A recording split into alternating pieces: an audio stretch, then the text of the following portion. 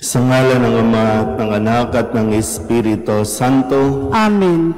Ang pagbapala ng ating Panginoong Heso Kristo, ang pag-ibig ng Diyos Ama, at ang makikipagkaisa ng Espiritu Santo, naway sumainyong lahat. At sumaiyo rin.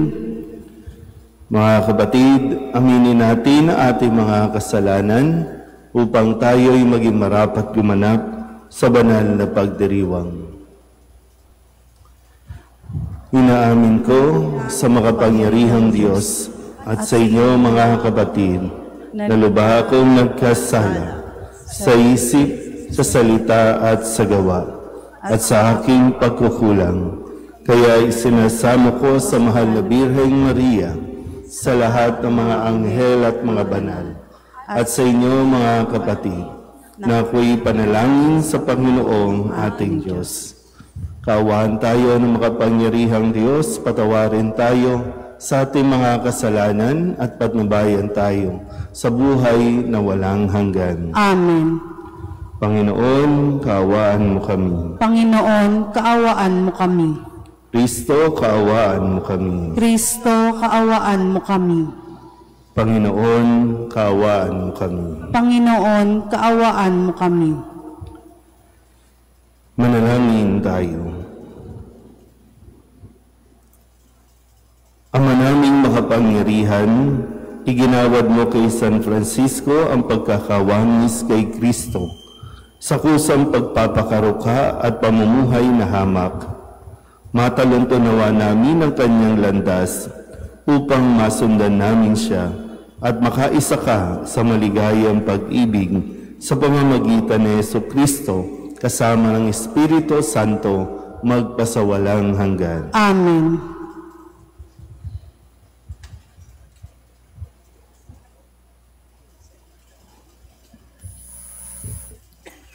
Pagbasa mula sa aklat ni Propeta Baruk. Lakasan ninyo ang inyong loob, mga kababayan, dahil sa inyo buhay pa ang bansang Israel. Ipinagbili kayo sa mga dayuhan, hindi upang lipulin. Ipinasasakop kayo sa iba, pagkat ginalit ninyo ang Diyos. Na maghandog kayo sa mga demonyo, sa halip na sa Kanya. Nilait ninyo ang sa inyo'y lumikha. Kinalimutan ninyo ang Diyos na sa inyo'y nag-alaga sa pasimula at dinulutan ng pighati ang Jerusalem na sa inyo'y nag-aruga. Nakita ng Jerusalem ang parusa ng Diyos sa inyo at kanyang sinabi, mga kalapitbayang ko, ako'y pinararanas ng Diyos na matinding hirap. Ang mga mamamayang ko'y ipinabihag ng walang hanggang Diyos sa kanilang mga kaaway. Maligaya ko silang pinalaki, ngunit nanangis ako sa dalamhati nang sila'y kunin sa akin. Huwag sanang ikagalak ninyo ninuman ang aking kasawian. Naiwan akong nangungulila dahil sa pagkakasala ng aking mga mamamayan. Tinalikdan nila ang kautusan ng Diyos at ako'y naging isang bayang wasak at tiwangwang. Lakasan ninyo ang inyong loob, mga anak. Tumawag kayo sa Diyos. Pinarusahan nga niya kayo, ngunit hindi niya kayo pababayaan. Noon, kayo ay lumayo sa Kanya. Ngayon na may manumbalik kayo at maglingkod sa Kanya ng buong pagsisikap. Ang Diyos sa nagpadala sa inyo ng kahirapang ito, at siya rin ang magkakaloob sa inyo ng tuwang walang katapusan, pag kayo'y iniligtas na niya.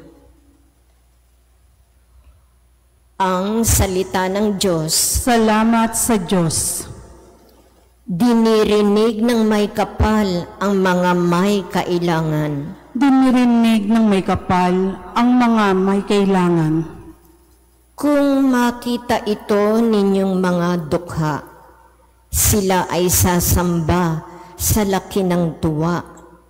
Dinirinig ng Diyos ang may kailangan. Lingkod na bilanggoy, di nalilimutan. Ang Diyos ay purihin ng langit at lupa, maging karagatan naroong nilikha. Dinirinig ng may kapal ang mga may kailangan. Ang lungsod ng Siyon kanyang ililigtas, bayang nasa Huday muling itatatag. Doon mananahan ang mga hinirang, ang lupain dooy aariing tunay.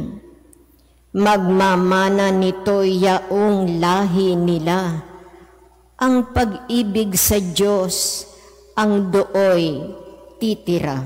Dinirinig ng may kapal ang mga may kailangan. Magsitayo na po ang lahat.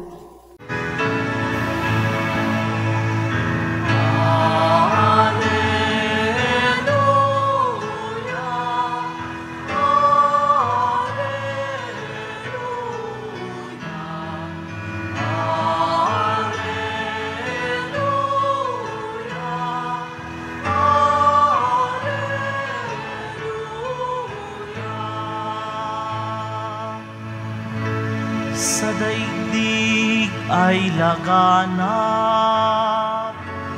liwanag na sumisikat, salitang buhay ng lahat.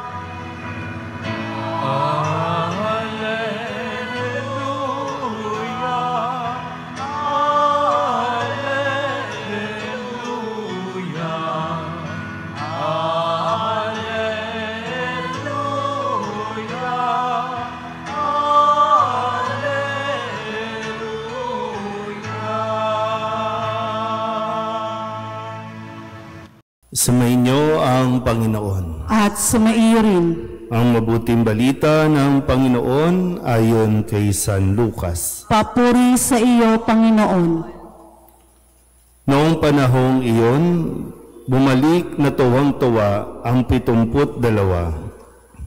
Panginoon, sabi nila, kahit po ang mga demonyo ay sumusunod kapag inutusan namin sa ngalan ninyo. Sumagot si Jesus, nakita ko ang pagkahulog ni Satanas mula sa langit, parang kidlat.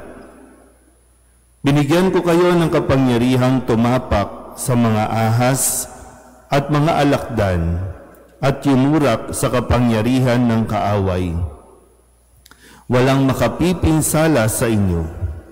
Gayunman, magalak kayo, hindi dahil sa suko sa inyo ang masasamang espiritu, kundi dahil sa nakatala sa langit ang pangalan ninyo.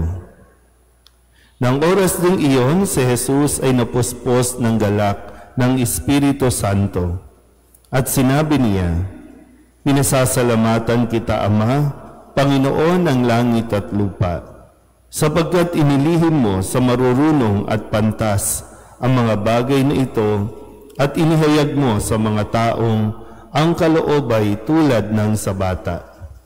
Oo, Ama, sapagkat gayon ang ikinalulugod mo. Ibinigay sa akin ng aking Ama ang lahat ng bagay. Walang nakakakilala sa anak kundi ang Ama, at walang nakakakilala sa Ama kundi ang anak, at yaong marapating pagpahayagan ng anak.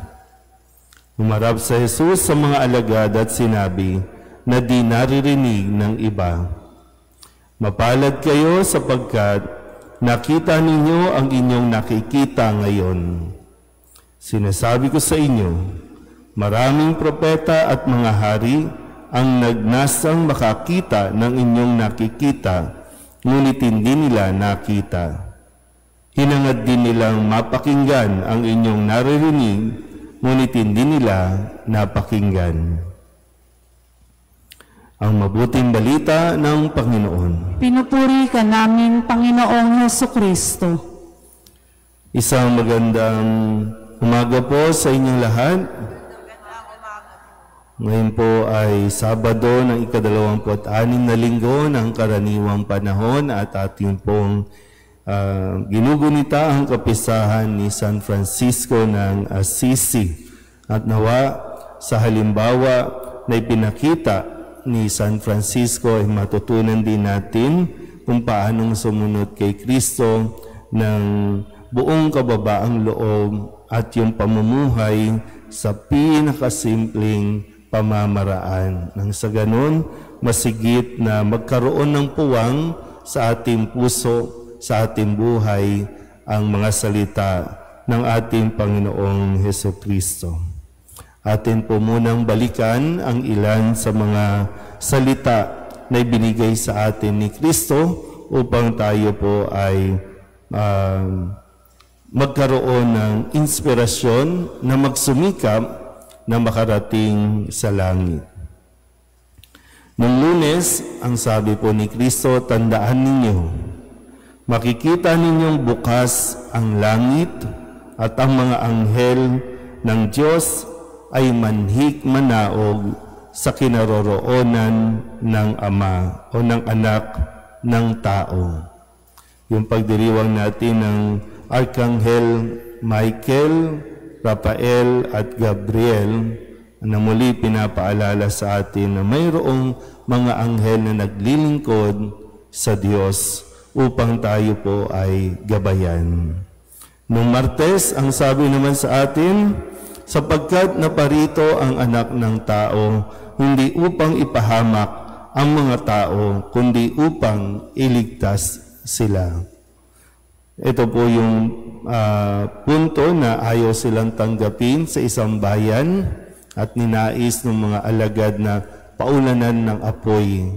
Pero hindi sila pinahintulutan ni Kristo at yun nga ang sinabi na hindi nais si Kristo mapahamak maging ang mga taong ayaw siyang kilalanin. Noong Miyerkules, sa pagtawag ni Jesus sa mga tao na sumunod sa Kanya, may kanya-kanyang dahilan.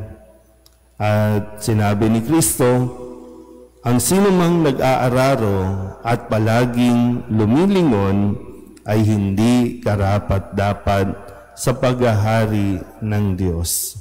Minsan sumusunod tayo kay Kristo, pero balik tayo ng balik sa ating pong pamumuhay na hindi wasto. Noong Huwebes, pinaalala sa atin sino ba ang pinakadakila.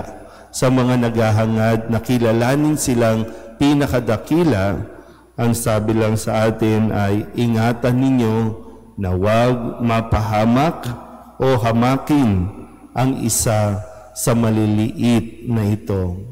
O sino man ang gusto maging dakila, gumaya siya sa isang bata. Kahapon, Biyernes, ang sabi naman sa atin, sa araw ng paghuhukom, higit na mabigat ang kaparusahan ninyo.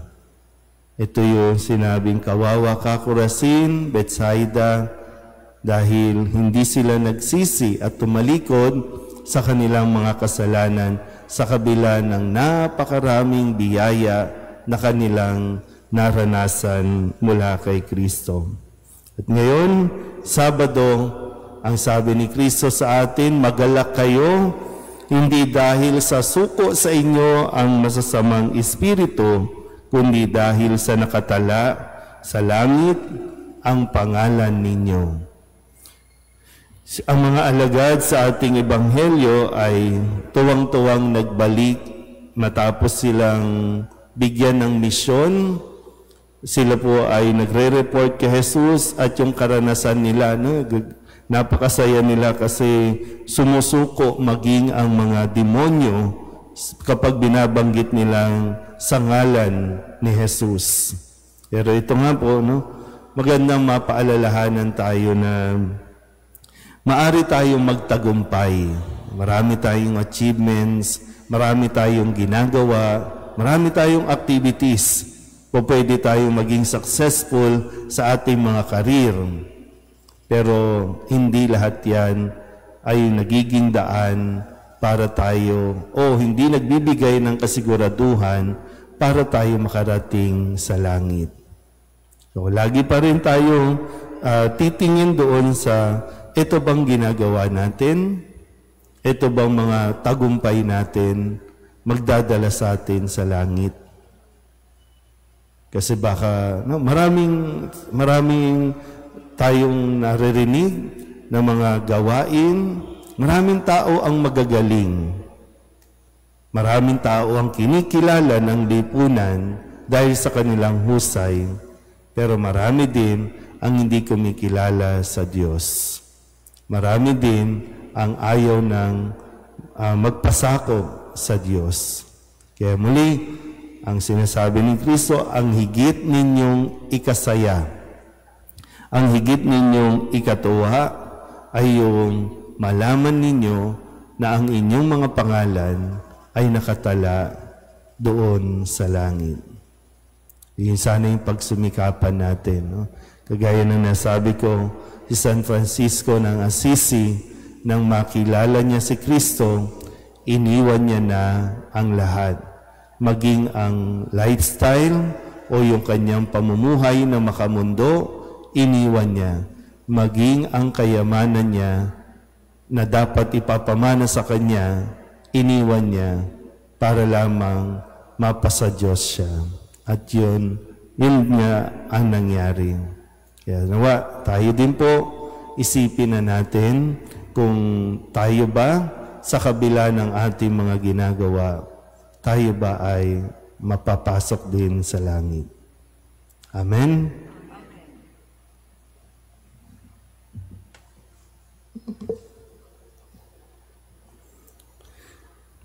Maging sa ngayon, maraming tao ang nag-aabang sa ibinubunyag ng Ama ang misteryo ng kaharian sa mga maliliit. Manalangin tayo sa Diyos na nagpapahayag ng pagmamahal sa mga maliliit at mabababang loob.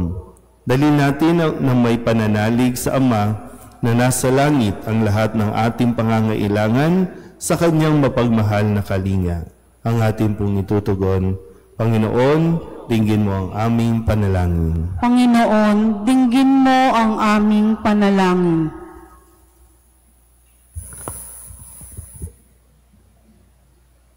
Ang simbahan at mga namumuno nito, naway hindi asamin ang paghanga ng mundo sa pamamagitan ng karangyaan at kapangyarihan, kundi bilang mga mapagkumbabang lingkod na abot kamay ng lahat.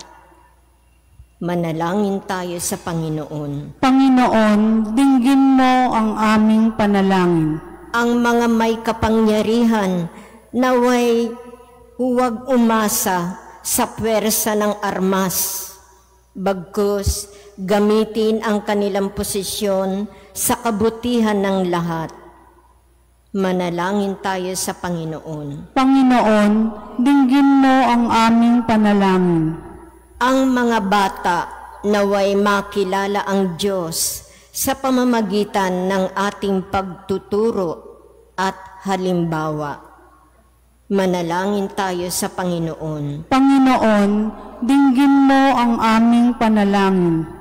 Ang mga nabibigatan sa mga pagsubok ng buhay, ang mga dukha, may sakit at may kapansanan, naway maramdaman ang pag-ibig at kalinga ng Diyos sa pamamagitan natin.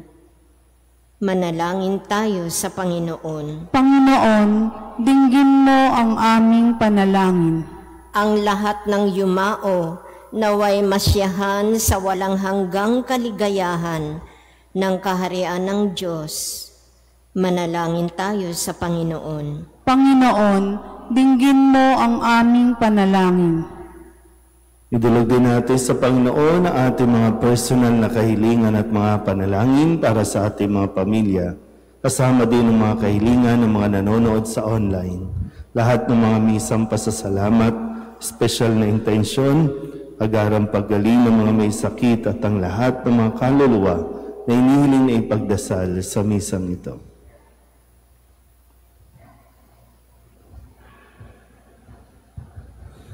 Ang lahat ng ito inihiling namin sa ngalan ni Kristo ang aming Panginoon. Amen. Handog namin sa iyo, Ama, ang tinapay at alak na ito. Handog ng bayang umaasa, sumasamba't nagmamahal sa'yo.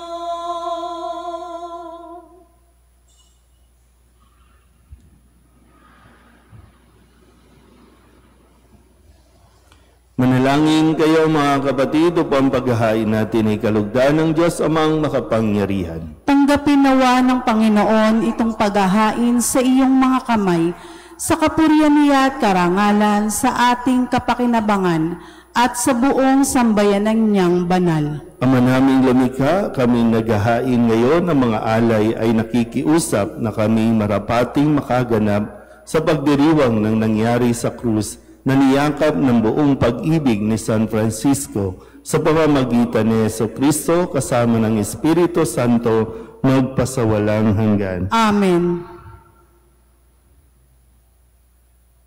Sumainyo ang Panginoon. At sumaiyo rin, Itaas sa Diyos ang inyong puso at diwa. itinaas na namin sa Panginoon. Pasalamatan natin ang Panginoong ating Diyos. Marapat na siya ay pasalamatan. Ama naming makapangyarihan, tunay ng marapat na ikaw ay aming pasalamatan. Ikaw ay nagniningning sa piling ng mga banal na ikinararangal mo sa kanilang kabutihan. Ibinibigay mo silang huwaran namin araw-araw at katuwang sa pagsamba sa iyong kamahalan. Sa pamamagitan ng anak mong si Jesucristo, kami naliligid ng mga banal na tao. Sila'y mga saksi na ang pananalig sa iyo ay magaganap namin sa ikararangal mo. Kaya kaysa ng mga anghel na nagsisiawit ng papuri sa iyo nang walang humpay sa kalangitan, kami nagbubunyi sa iyong kadakilaan.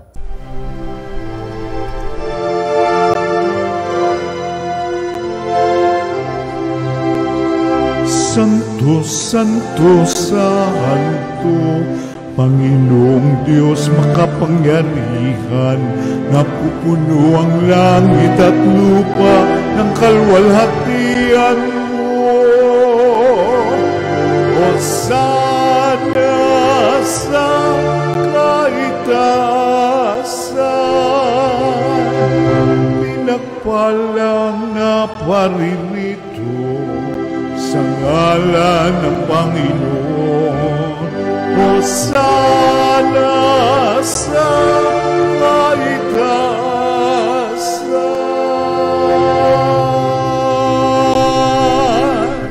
Ama naming banal, ikaw ang bukal ng tanang kabanalan. Kaya't sa pamamagitan ng iyong Espiritu, gawin mong banal ang kaloob na ito upang para sa aming maging katawan at dugo ng aming Panginoong Jesucristo. Bago niya pinagtiis ang kusang loob na maging handog, hinawakan niya ang tinapay, pinasalamatan kaniya, pinaghati-hati niya iyon, iniabot sa kanyang mga alagad at sinabi, "Tanggapin ninyong lahat ito at kanin, ito ang aking katawan na ihahandog para sa inyo."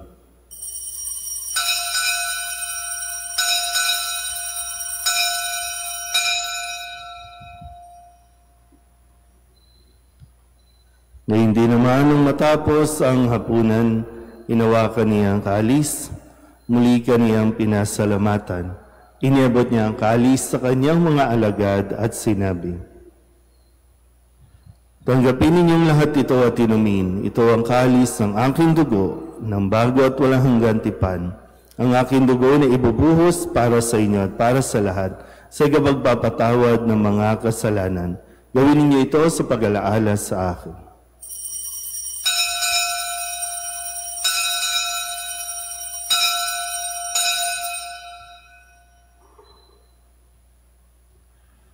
Ipagbunyi natin ang misteryo ng pananampalataya. Si Kristo'y namatay, si Kristo'y nabuhay, si Kristo'y babalik sa wakas ng panahon.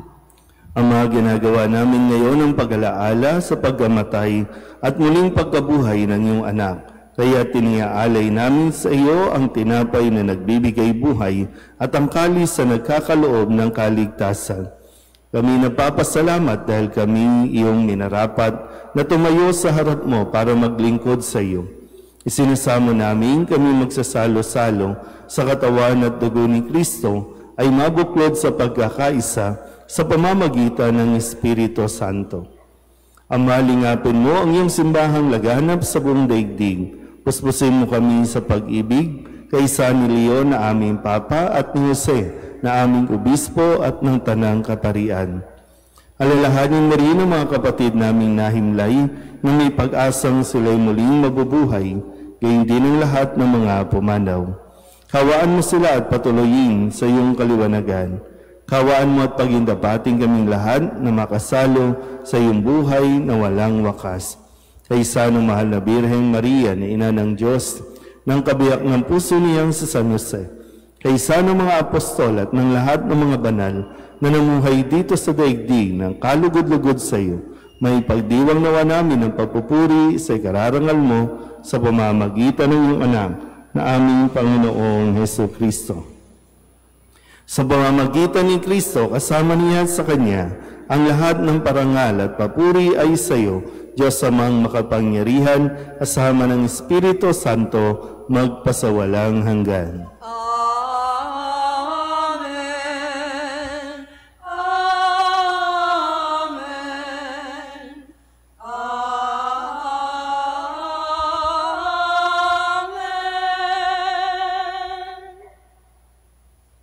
Sa tagabili ng manakagagali na utos at turo ni Jesus sa Panginoon natin at Diyos, ipahayag natin ang lakas loob.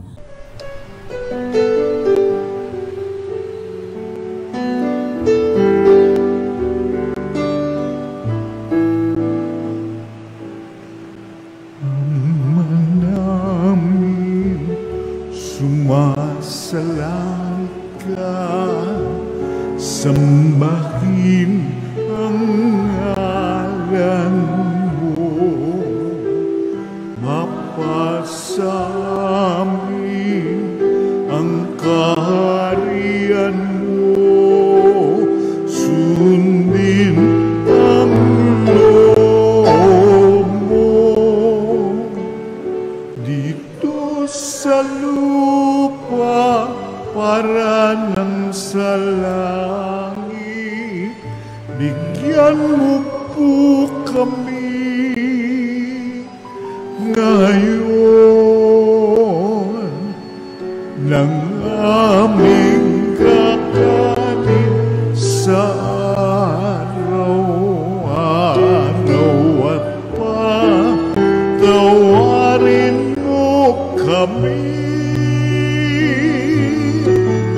sa aming mga sala, para ng pagpapatawan namin sa nagkakasala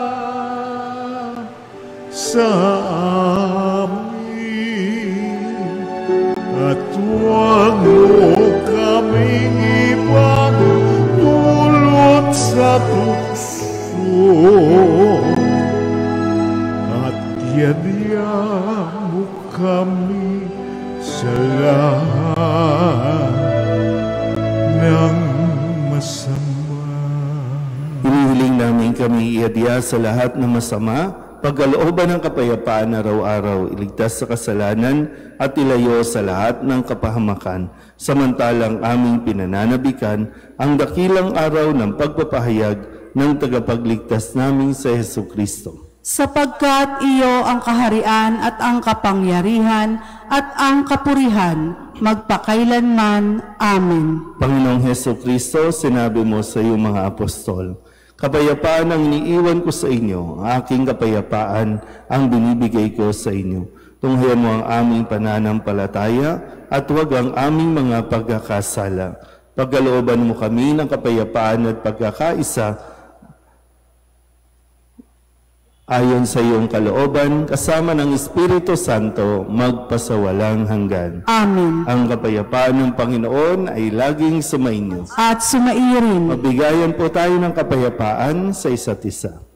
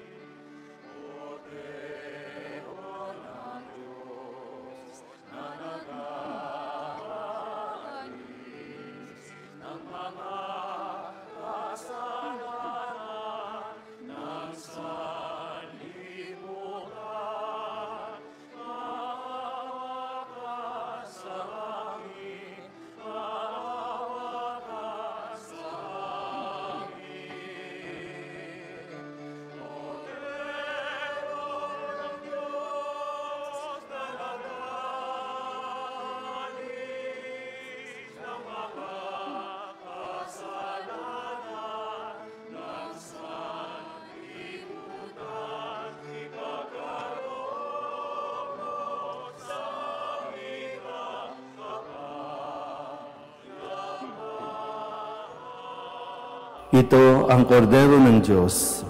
Ito ang nag-aalis ng kasalanan ng sanlibutan.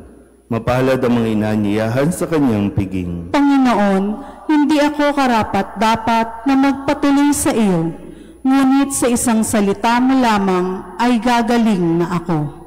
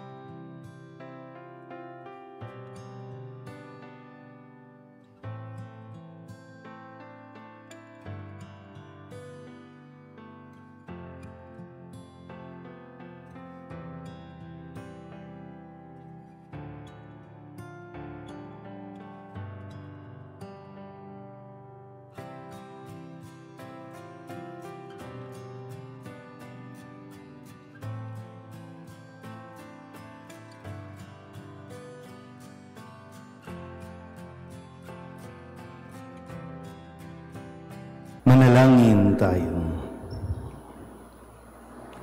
Ama naming mapagmahal, kaming pinapagsalo mo sa banal na pakikinabang ay gawin mong sa pagtulad, sa pag-ibig at malasakit ni San Francisco, magkamit ng pagmamahal mo at makapag-ukol nito sa kapakanan ng lahat ng tao. Sa pamamagitan ni Jesucristo, kasama ng Espiritu Santo, magpasawalang hanggan. Amen. Sumainyo ang Panginoon. At sumaiyo rin. At pagpalain kayo ng makapangyarihang Diyos, Ama at Anak, at Espiritu Santo. Amen. Tapos ang banal na misa, umayo tayo sa kapayapaan ni Kristo. Salamat sa Diyos. Magandang umaga po.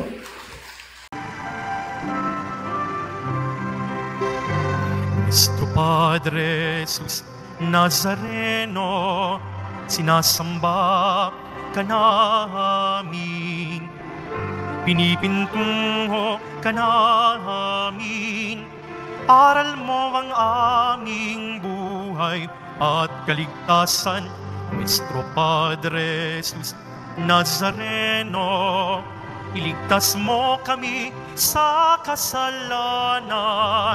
Ang krus mong kinamatayan ay sagisag ng aming kaligtasan. Nuestro Padre Jesus Nazareno, dinarangal ka na amin. Nuestro Padre Jesus Nazareno, nilulwalhati ka namin. Nuestro Padre Jesus Nazareno, dinarangal ka na amin. Nuestro Padre Jesus Nazareno, nilulwalhati